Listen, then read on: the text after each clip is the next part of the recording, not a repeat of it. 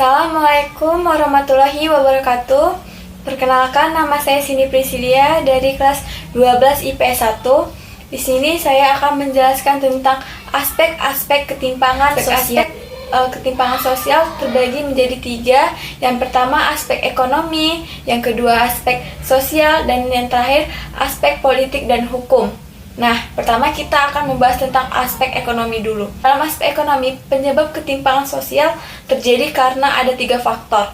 Yang pertama ada kapitalisme. Nah, kapitalisme merupakan suatu sistem ekonomi terbuka di mana masyarakat bebas melakukan kegiatan ekonomi untuk memperoleh keuntungan. Lalu, apa sih yang menyebabkan kapitalisme itu menjadi penyebab ketimpangan sosial? Contoh, misalnya hadirnya pasar modern yang lambat laun menggeser pasar tradisional. Hal tersebut itulah yang menyebabkan adanya ketimpangan. Lalu yang kedua itu ada kesenjangan pembangunan. Nah, jadi faktor penyebab ketimpangan sosial, contohnya pembangunan yang dijalankan oleh pemerintah yang semata-mata kekuasaan sehingga menyebabkan aliran dana tidak pernah utuh sampai ke pedesaan, sehingga menyebabkan lambatnya pembangunan di desa daripada di kota. Lalu yang ketiga itu ada kemiskinan. Kemiskinan merupakan penyebab terjadinya ketimpangan sosial karena ketidakberdayaan masyarakat dalam pekerjaan gitu, sehingga menyebabkan terjadinya beberapa faktor. Yang pertama ada fatalisme. Nah, fatalisme yaitu keadaan masyarakat yang menerima nasib tanpa mau berusaha untuk mencari pekerjaan untuk merubah hidupnya menjadi lebih baik lagi gitu. Yang kedua itu ada rendahnya tingkat aspirasi. Nah, apa sih itu rendahnya tingkat aspirasi?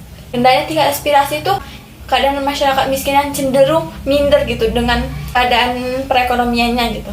Sehingga dia tidak ada usaha atau dia itu untuk mengubah hidupnya gitu karena ada rasa minder dengan perekonomian lebih di atasnya gitu. Lalu yang ketiga itu adanya pekerja kasar. Nah, umumnya orang yang perekonomiannya rendah atau orang miskin umumnya bekerja non formal. Artinya masyarakat miskin tuh cenderung bekerja contohnya seperti buruh, kuli bangunan, dan pembantu. Lalu dalam aspek sosial, penyebab ketimpangan terjadi karena ada 2 faktor. Yang pertama ada pembagian kelas sosial dan juga ketimpangan pendidikan. Nah, kita bahas tentang pembagian kelas sosial dulu. Pembagian kelas sosial yaitu adanya perbedaan antara kelompok manusia di dalam masyarakat. Misalnya adanya perbedaan kelas sosial antara si kaya dan si miskin, sarjana dengan lulusan SD yang menyebabkan terjadinya ketimpangan sosial. Lalu yang kedua itu ada ketimpangan pendidikan. Nah, kenapa sih ketimpangan pendidikan itu menjadi faktor penyebab terjadinya ketimpangan sosial? Karena ketimpangan pendidikan itu merupakan kondisi ketidakmerataan lulusan pendidikan dan masyarakat di suatu daerah. Nah, misalnya itu tidak meratanya lulusan sarjana atau lulusan pendidik di desa dan di kota, hingga hal tersebut itu menyebabkan terjadinya 2 faktor gitu loh. Nah, yang pertama itu adanya kurangnya SDM, dan yang kedua itu adanya kurangnya lapangan pekerjaan. Nah, kita bahas dulu tentang kurangnya SDM. Kenapa bisa terjadi kurangnya SDM? Karena sebenarnya banyak masyarakat yang lulusan sarjana, namun masyarakat tersebut tuh tidak mampu menciptakan lapangan pekerjaan, sehingga mereka masih sangat mengandalkan pihak lain untuk memperoleh pekerjaan gitu. Lalu yang kedua itu kurangnya lapangan pekerjaan. Nah, umumnya masyarakat dengan keterbatasan lapangan pekerjaan menyebabkan banyak terjadinya pengangguran. Si masyarakat yang pengangguran ini merasa dirinya terdiskriminasi gitu.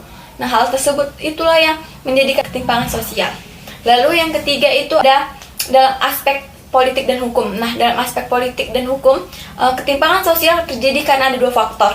Yang pertama itu adanya ketidakadilan hukum dan juga penyalahgunaan kekuasaan. Nah, apa sih ketidakadilan hukum itu menjadi penyebab ketimpangan? Nah, kita bahas dulu yang pertama ya. Karena ketidakadilan hukum itu merupakan suatu keadaan ketidaksesuaian dalam putusan hukum vonis yang diberikan kepada masyarakat. Artinya hukum itu hanya berlaku kepada masyarakat kelas bawah, dan sedangkan kepada masyarakat kelas atas hukum itu seperti dijual-belikan atau disepelekan. Nah, itulah yang menyebabkan adanya ketimpangan gitu kan.